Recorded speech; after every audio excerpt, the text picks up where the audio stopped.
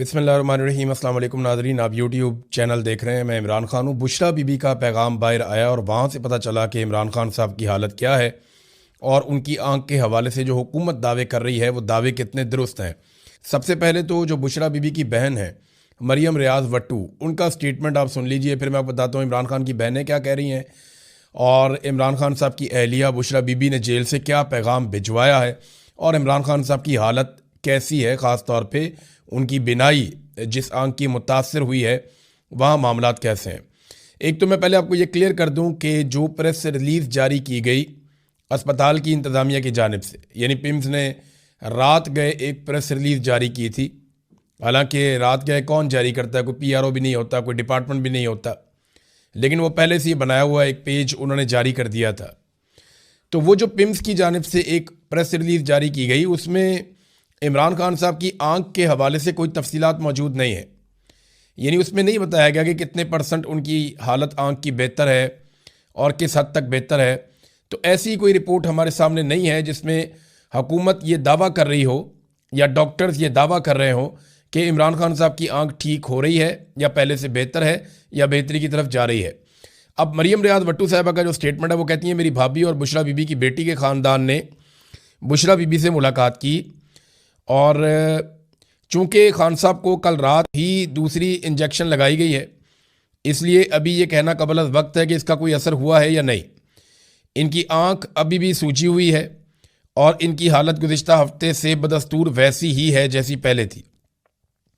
खान साहब ने एक बार फिर जोर दिया है कि उनकी बहनें जो इनके वकला के साथ काम कर रही हैं फौरी इजाज़त के लिए दरख्वास्तें दायर करें ताकि उनके ज़ाती डॉक्टर्स उनका मुआयना कर सकें। ये जनाब मरियम रियाज भट्टू साहिबा ने कहा, जो बुशरा बीबी की बहन है। उस्मा खानम जो इमरान खान की बहन है, उन्होंने एक ऐसा स्टेटमेंट दिया है जहाँ से शक्कू को शुबात मज़ीद बढ़ जाते हैं। उन्होंने कहा जी हमें यकीन नहीं है कि इमरान खान के जो ब्लड टेस्ट किए गए हैं ये इमरान खान के हैं या किसी और के हैं। कौन से टेस्ट किए हैं, किसके सामने किए हैं, टेस्ट का रिज़ल्ट इमरान खान का रिज़ल्ट है या किसी और का है। जब तक इन लोगों के सामने टेस्ट नहीं होंगे जिन पर हमें एतबार है तब तक हमें तसल्ली नहीं होगी। ये जो छुपा रहे हैं इसके पीछे क्या वजह है। देखें, ये इमरान खान वज़ीर आज़म पाकिस्तान थे जब नवाज शरीफ साहब के जाली टेस्ट करके उन्हें बताया गया कि इनके तो प्लेटलेट्स बेड़े गर्क हो गया और हर थोड़ी देर के बाद एक जाली टेस्ट आ जाता था और दबाव मज़ीद बढ़ जाता था। अदालतों के अंदर मामला जा रहे थे, मीडिया के अंदर मामला जा रहे थे, हत्ता कि कैबिनेट को बैठ के फैसला करना पड़ा कि नवाज शरीफ के साथ करना क्या है। फिर अदालत को एक स्टाम्प पेपर देकर इमरान खान से इजाज़त लेकर नवाज शरीफ साहब पाकिस्तान से बाहर चले गए। फिर एस्टेब्लिशमेंट के जो बहुत करीबी शख्स हैं फैसल वाडा, बल्कि वो खुद एस्टेब्लिशमेंट के अंदर ही होते हैं, तो फैसल वाडा ने ये इंकशाफ किया कि नवाज शरीफ का जो खून था वो नवाज शरीफ का नहीं था, बल्कि कुछ लोगों ने यहाँ तक बताया कि वो किसी जानवर का खून था और नवाज शरीफ की जाली रिपोर्टें बनाई गई थी। और हत्ता कि फैसल वाडा ने कहा वो रिपोर्टें तो घर बैठकर बनाई गई थी, उनका तो किसी लेबॉर्ट्री से ताल्लुक़ कोई नहीं था। तो जाली रिपोर्टें नवाज शरीफ की बनाई गई थी। तो जिन्होंने नवाज शरीफ की जाली रिपोर्टें बना के उस वक्त के वज़ीर आज़म इमरान खान को धोखा दिया, आज वही इमरान खान जेल के अंदर है तो वो अब धोखा नहीं दे सकते? बिल्कुल दे सकते हैं। जो वज़ीर आज़म को चीट कर सकते हैं, वो एक कैदी को चीट करने में उनको क्या प्रॉब्लम है, वो कर सकते हैं। अलीमा खानम का जो स्टेटमेंट है, क्योंकि अभी इमरान खान साहब की गैर मौजूदगी में अलीमा खानम ही फैमिली के मामलात को ऑलमोस्ट लीड करती हैं और उनका बयानिया जो है या उनका जो स्टेटमेंट है वो माना जाता है मुस्तरद। तो उन्होंने कहा जी इमरान खान ने पैगाम दिया कि उन्हें नज़र नहीं आ रहा, मेरे डॉक्टरों को मुझ तक रसाई दी जाए। ये है जी सिंपल बात। फिर उन्होंने कहा जी कि इमरान खान से आज भी किसी की मुलाकात नहीं हुई। अलीमा खान ने बहनों के साथ जो है वो बाद में बाहर आके गुफ्तगू की और बुशरा बीबी की मुलाकात उनकी फैमिली के साथ हुई, उनके ज़रिए से जो है वो ख़बर बाहर आई और इमरान खान साहब ने पैगाम दिया कि उन्हें नज़र नहीं आ रहा, मेरे डॉक्टरों को मुझ तक रसाई दी जाए। ये बात अलीमा खानम ने बताई बुशरा बीबी के ख़ानदान से पूछ कर। अब ये इमरान खान साहब की बहनें स्टेटमेंट दे रही हैं, बल्कि उन्हें चोट भी लग गई। नौरीन खानम को बड़ा अफसोसनाक, वो मैंने तस्वीर देखी, वीडियो देखी, बड़ी तकलीफ़ हुई मुझे भी। एक और ख़ातून थी सद्दफ़, उनको ज़्यादा चोट लगी है, वो हॉस्पिटलाइज भी हो गई हैं, लेकिन अल्लाह का शुक्र है कि वो बचत हो गई, जान बच गई और कोई ऐसा नुकसान नहीं हुआ जिसकी भरवाई नहीं हो सकती। लेकिन ये ख़वातीन है तो रियासत को जो है वो इस तरह का रवैया नहीं रखना चाहिए। बहुत ही बदनसीबी है जो इस वक्त किया जा रहा है। बहरहाल इमरान खान साहब की जो रिपोर्टें हैं वो उनकी फैमिली के साथ शेयर नहीं की जा रही। अभी तक इमरान खान साहब के मुआलिजीन जो हैं वो उन्हें नहीं देख पाए। अभी तक उनकी फैमिली जो है वो इमरान खान साहब से नहीं मिल पाई।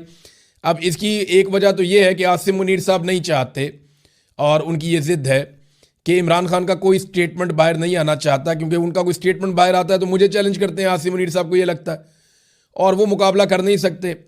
DGI SPR भी बोल बोल के थक गए, लिहाजा उन्होंने सोचा कि इमरान खान की आवाज़ ही बंद कर दो, मुलाकात करवाओ ही ना। दूसरा, या तो ये जेल में कुछ ना कुछ ऐसा ज़रूर कर रहे हैं जो ये चाहते हैं कि बाहर किसी को पता ना चले, क्योंकि कुछ अर्सा पहले मोहसिन नकवी ने और बाकी लोगों ने दावा किया कि हम इनके ख़ानदान के किसी और शख्स को मिलवा सकते थे, लेकिन ख़ानदान के अंदर भी जो डॉक्टर हैं, एक वो बरकी साहब डॉक्टर हैं, एक इमरान खान की बहन डॉक्टर हैं, उन लोगों को मिलवाने से इनकार किया। यानी ये चाहते हैं कि कोई डॉक्टर इमरान खान के करीब ना जाए, चाहे वो फैमिली का हो, चाहे वो फैमिली के बाहर हो, या इमरान खान साहब का ज़ाती मुआलिज हो। सिर्फ सरकारी डॉक्टर्स जिनको चुना जाएगा वही डॉक्टर जाएंगे और जाकर इमरान खान साहब को देखेंगे। अब वहाँ सोर्सेज से खबरें बाहर आती रहती हैं, इससे पहले भी आती रही हैं, आइंदा भी आती रहेंगी, आपको पता चल जाएगा। दूसरी जानिब नादरीन, जो इमरान खान साहब की रिहाई के लिए इमरान खान रिहाई अमन फोर्स बनाने का ऐलान किया था सुहेल आफरीदी ने, उसके ऊपर बहुत रोला पड़ गया है।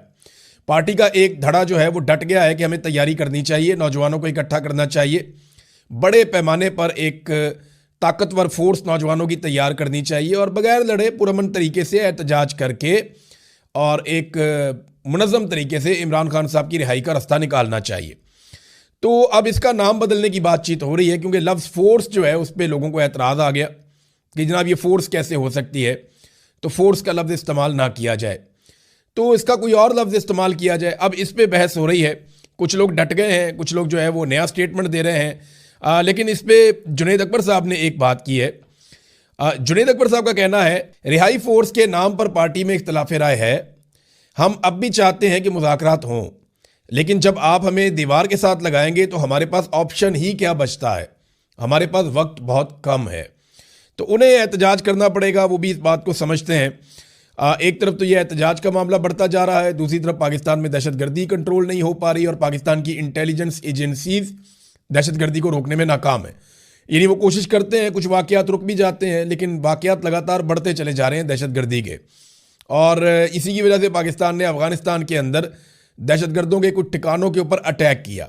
पाकिस्तान का कहना है कि वहाँ बड़े पैमाने पर दहशतगर्द मारे गए हैं, जबकि अफ़गानिस्तान का ये कहना है कि वहाँ पे सिविलियंस की हलाकतें हुई हैं। इंडिया जो है वो अफ़गानिस्तान के नैरेटिव को सपोर्ट कर रहा है, जैसा कि हम सबको पता था। तो अभी एक और दहशतगर्दी का वाक़या हुआ, ये बड़ा खौफनाक इंसिडेंट हुआ है भक्कर, ये खैबर पख्तूनख्वा और पंजाब को मिलाने वाली बैनुस्सूबाई दाजल चेक पोस्ट है एक, वहाँ पर खुदकुश हमला हुआ। बाकायदा इसकी वीडियो भी आ चुकी है कि कैसे वो खुदकुश हमलावर जो है वो आराम से चलता हुआ आता है और पुलिस के पास पहुँच के चेक पोस्ट के पास वो अपने आप को धमाके से उड़ा देता है। अच्छा, यहाँ पे 3 पुलिस एहलकारों की शहादत की इत्तला मिली इब्तदाई तौर पे, और कई पुलिस वाले जो है वो वहाँ पे ज़ख्मी भी हो गए, उन्हें अस्पतालों में मुंतकिल किया गया। तो ये अफसोसनाक वाक़या, भक्कर तक दहशतगर्द हैं, कुछ और इलाकों में भी पहले दहशतगर्दी के वाक़यात तवातर के साथ हो रहे हैं। इस्लामाबाद में दहशतगर्दी के 2 बड़े वाक़यात हुए हैं। ये बड़ी अफसोसनाक सूरत हाल है पाकिस्तान में, और पाकिस्तान के सिक्योरिटी इदारों और एजेंसियों के लिए बड़ा चैलेंज है। अब एक चीज़ मैं आपके सामने और रखना चाहता हूँ नाज़रीन, के पाकिस्तान जो है वो दहशतगर्दी के तमाम वाक़यात का इल्ज़ाम फितनतुल हिंदुस्तान के ऊपर लगाता है कि ये फितनतुल हिंदुस्तान है, फितनतुल खवारिज, फितनतुल हिंदुस्तान। तो मामला ये है कि अफ़गानिस्तान के ऊपर तो हम अटैक करते हैं, और अफ़गानिस्तान के साथ तो हमने तिजारत बंद कर दी है, वो इसलिए कि ये फितनतुल हिंदुस्तान के जो दहशतगर्द हैं वहाँ से आते हैं, लेकिन फितना तो हिंदुस्तान का है पाकिस्तान के बकौल। तो पाकिस्तान अफ़गानिस्तान के साथ तो तिजारत बंद कर गया, लेकिन जहाँ से ये दहशतगर्द सपोर्ट जहाँ से मिलती है, जहाँ से पैसा मिलता है, जहाँ से वो ट्रेंड होते हैं बकौल पाकिस्तानी इंटेलिजेंस एजेंसियों की रिपोर्टों और पाकिस्तानी रियासत और हुकूमती इदारों के और हुकूमत के बयानिए के मुताबिक, तो उनके साथ तजारत पाकिस्तान ने बंद नहीं की। यानी अफ़गानिस्तान के साथ हमने तजारत इस लेवल तक बंद कर दी है कि इस वक्त सूरत हाल ये है कि गुज़िश्ता साल की निस्बत जो तजारत हमारी पिछले साल $560 मिलियन थी, वो अब $228 मिलियन रह गई है, यानी आधी से भी कम हो गई है। तो अफ़गानिस्तान के साथ हमने तजारत अब तो मुकम्मल ही बंद की हुई है।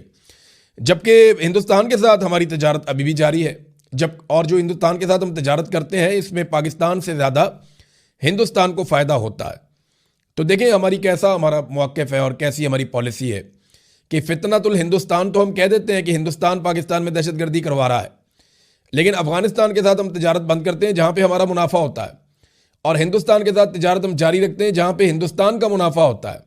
कमाल नहीं कर रहे वैसे। बयानुल मरसूस तो आपने इंडिया के खिलाफ लड़ाई लड़ी थी, अब इंडिया में पटाखा भी चलता है तो वो पाकिस्तान के अंदर घुस के अटैक करते हैं, और पाकिस्तान के अंदर अगर फितनतुल हिंदुस्तान जो पाकिस्तान बार बार कह रहा है वो अटैक करते हैं तो पाकिस्तान अफगानिस्तान में चला जाता है अटैक करने के लिए। तो जिसने हमला किया या करवाया या जो इसके पीछे है या जो मास्टरमाइंड है उसके पीछे पाकिस्तान नहीं जा रहा। ये भी एक पॉलिसी है जिसके ऊपर थोड़ा गौर करना पड़ेगा, क्योंकि लगातार पाकिस्तान में दहशतगर्दी हो रही है, वाक़यात बढ़ते जा रहे हैं। ये देखें ना आप, तलाल चौधरी का स्टेटमेंट, ये बहुत ही अजीब स्टेटमेंट है। तलाल चौधरी दाखिला का वज़ीर मुमलिकत है। तलाल चौधरी का कहना है कि हम ये जंग दुनिया को दहशतगर्दी से बचाने के लिए लड़ रहे हैं। और भाई दुनिया अपने आप को खुद ही बचा लेगी, दुनिया बहुत सियाणी है। मुझे बताएं कब हुआ यहाँ पे यूएई के अंदर दहशतगर्द हमला, अबू धाबी के अंदर, सऊदी अरब के अंदर? मुझे बताएं ना कब वहाँ दहशतगर्दी होती है? ओमान में कब दहशतगर्दी होती है? बताएं ना भाई। दुनिया अपने आप को दहशतगर्दी से खुद ही बचा लेगी। ईरान ने अपने आप को बचाना होगा, खुद बचाएगा। चाइना ने अपने आप को दहशतगर्दी से बचाना होगा, खुद बचाएगा, वहाँ पे नहीं होती दहशतगर्दी। इंडिया ने अपने आप को बचाना होगा, खुद बचाएगा। सेंट्रल एशिया ने, यूरोप ने, अमेरिका ने, सब ने अपने आप को दहशतगर्दी से बचाना होगा, तो सारे अपने आप को खुद बताएंगे। आप पाकिस्तान को बचाएं जिसके लिए आपको पैसा मिलता है, जिसके लिए पाकिस्तानी अपने खून पसीने की कमाई से, आपको टैक्स के पैसों से आपका पेट भरते हैं, आपको हर तरह की सहूलत लेकर देते हैं। आप पाकिस्तान को बचाएं। हम ये जंग दुनिया को दहशतगर्दी से बचाना है। ओ भाई दुनिया अपने आप को खुद बचा लेगी। आप दुनिया के मामले लगते हैं। आप अपने आप को बचाएं, अपनी जान बचाएं, अपने लोगों को बचाएं, अपने लिए पॉलिसी बनाएं। लोगों की जंग लड़ते लड़ते पाकिस्तान यहां तक पहुंच गया है।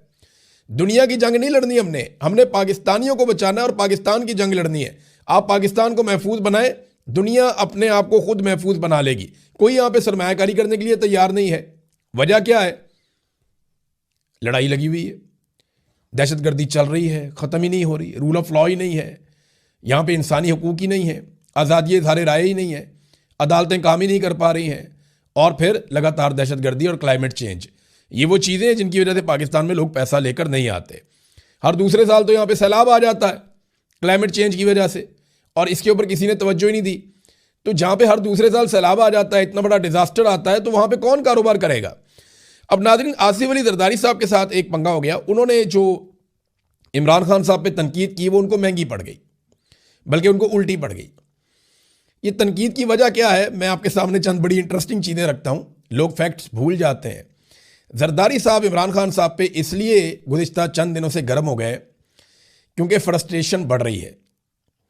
हुआ ये कि जब इमरान खान साहब की हुकूमत बन रही थी ना 2024 के इलेक्शन के बाद, और जब धड़ाधड़ सीटें पाकिस्तान तहरीक इंसाफ जीत रही थी, जब ये 180 के करीब पहुंच गए थे, तो उस वक्त ना फटाफट चीफ इलेक्शन कमिश्नर को बुलवाया गया और फिर सबको रब्ता करके कहा गया कि भाई अगर आप इंसान के बच्चे बन जाते हैं तो आपको हम हुकूमत बना देते हैं, मिलके आपको हुकूमत बनानी पड़ेगी, आप में से किसी की भी अक्सरियत नहीं आ रही, अब हमें फॉर्म 47 जाली जारी करने पड़ेंगे।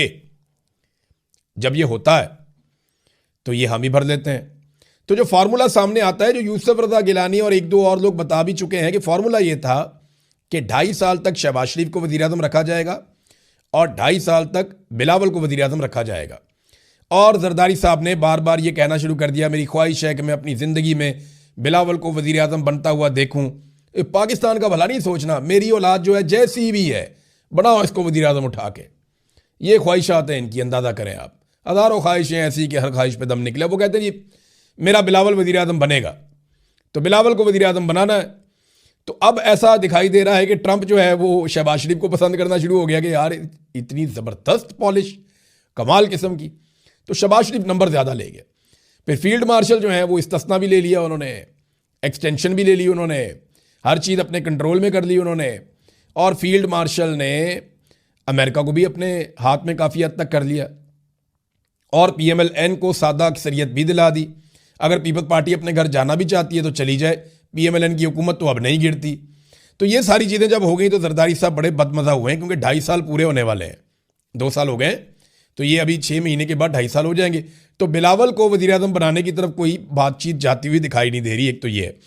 दूसरा, इमरान खान साहब के बाहर आने के उनके खदशात बढ़ रहे हैं। उन्हें ये पता है कि अगर इमरान खान साहब बाहर आ गए तो अगला इलेक्शन इमरान खान का है, फिर भी बिलावल की बारी नहीं आएगी।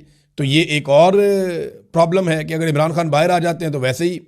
और एक जेलसी का फैक्टर भी है। जरदारी साहब को जेलसी ये है कि जेलें तो मैं काटता था, मैं मशहूर हुआ था पाकिस्तान में बिला वजह कि मैं बड़ा जेलें काटने वाला बड़ा सख्त आदमी हूँ। ये आदमी तो मेरे से बहुत आगे निकल गया और सारे नंबर तो इसको मिल गए बहादुरी के। तो मैं किधर खड़ा हूँ आज? यानी जरदारी साहब के लिए तो बड़े बड़े नारे लगते थे कि बड़ा जेल काटने वाला, लेकिन अब हुआ ये कि जरदारी साहब ने जो किया उसके बाद पीटीआई ने जो पोल खोले, जो सहाफ़ियों ने पोल खोले और बताया जनाब के जरदारी साहब ये टोटल आपकी जेल की औकात थी और इमरान खान के बारे में तो आप बात ही ना करें। आप तो 1 महीना वैसी जेल नहीं काट सकते जैसी जेल इमरान खान ने और उसकी पूरी फैमिली ने बर्दाश्त की है और उसके लोगों ने बर्दाश्त की है। तो ये जरदारी साहब को उल्टी पड़ गई। और एक और चीज़ भी है कि एस्टेब्लिशमेंट भी अक्सर शिकवा करती रहती है कि यार इमरान खान से और इनके बयानिए से सिर्फ हम नहीं लड़ना है, भाई आप लोग भी तो स्टेटमेंट दें। कभी वो PMLN को आगे करते हैं, कभी वो फजल रहमान को आगे करते हैं, कभी वो MQM को आगे करते हैं, कभी वो ANP को आगे करते हैं, तो कभी पीपल्स पार्टी की भी बारी आती है ना तो इनको भी वो आगे कर देते हैं। ये है नादरीन मामला जरदारी साहब का गुस्से में आने के पीछे। खबरें और भी हैं लेकिन फिर आपके साथ शेयर करूँगा। बोर्ड ऑफ पीस के हवाले से डेवलपमेंट्स हो रही हैं और फ़ौज भेजे जाने के हवाले से डेवलपमेंट्स हो रही हैं। ईरान के ऊपर एक हमले का पूरा माहौल बन चुका है, हत्ता कि इसराइल के अंदर भी अमरीकी तैयारे पहुंच गए हैं। पूरे रीजन में हर तरफ से अमेरिका ने अपने हथियार, अपने फ़ौजी, अपने तैयारे, अपने बहरी जहाज़ वो फैला दिए और हर तरफ से उन्होंने सपोर्ट हासिल करने की कोशिश की है। और इस मरतबा एक और जो इंटरेस्टिंग चीज़ हुई वो ये कि सऊदी अरब ने अमेरिका को किसी किस्म की सपोर्ट ना देने का कहा, हत्ता कि ओमान भी सपोर्ट नहीं दे रहा, कतर भी इसमें गालिबन सपोर्ट नहीं देगा और कई ममालिक हैं। बरतानिया ने भी कह दिया कि अमेरिका को वो अपने अड्डे नहीं देंगे। यहाँ पे ईरान पे इस मरतबा अगर अटैक होता है तो इस बारे में यूरोपीय यूनियन भी इस मरतबा अमेरिका की बात उस तरीके से नहीं मान रहा। तो डोनाल्ड ट्रंप क्या अपने अहदाफ हासिल कर सकते हैं? सबसे बड़ा हदफ ये है कि ईरान में रजीम चेंज ऑपरेशन हो जाए, यानी वहाँ पे एक ऐसी हुकूमत आ जाए जो अमेरिका के मुताबिक चले और इसराइल के लिए ख़तरात हमेशा के लिए ख़त्म हो जाए। अब तक के लिए इतना ही। अपना ख्याल रखिएगा, अपने चैनल का भी। अल्लाह हाफ़िज़।